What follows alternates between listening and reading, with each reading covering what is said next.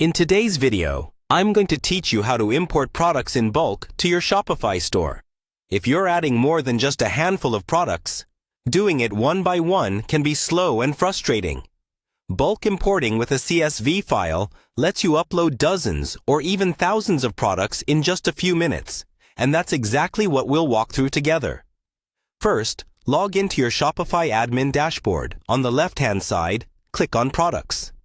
This is where all of your items live, and it's also where the bulk import option is located. At the top right of the Products page, look for the Import button and click it. A pop-up will appear asking you to upload a file.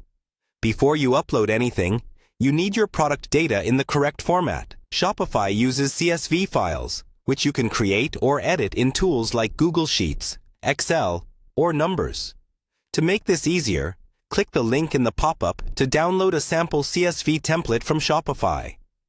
This template shows you all the column headers Shopify expects, such as title, description, vendor, price, SKU, inventory quantity, and so on. Open the sample file and start replacing the example data with your own products. Each row will be one product, and each column describes a specific piece of information for that product. Take your time here. Make sure required fields like title and price are filled in, and double-check that things like inventory numbers and options, such as size or color, are accurate. If you don't need a particular column, you can usually leave it blank, but don't delete the headers themselves, as Shopify uses them to understand your data. When you're finished editing, download or save the sheet as a CSV file. Head back to the Shopify import pop-up, click Add File, and select your CSV from your computer. Shopify will show you a brief summary, and you may see a checkbox asking if you want to overwrite existing products with the same handle. Only turn this on if you're intentionally updating products you already have. Now click Upload and continue. Depending on how many products you're importing, this might take a few moments.